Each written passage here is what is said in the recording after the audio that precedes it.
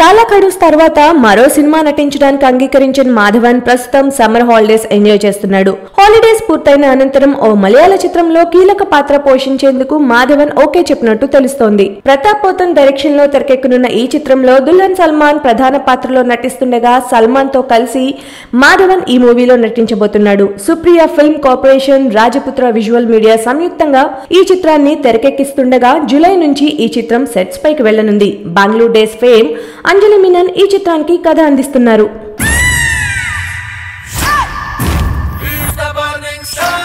Cinema cinema cinema only cinema. సంపు బాబు నువ్వు సిప్పే బాబు.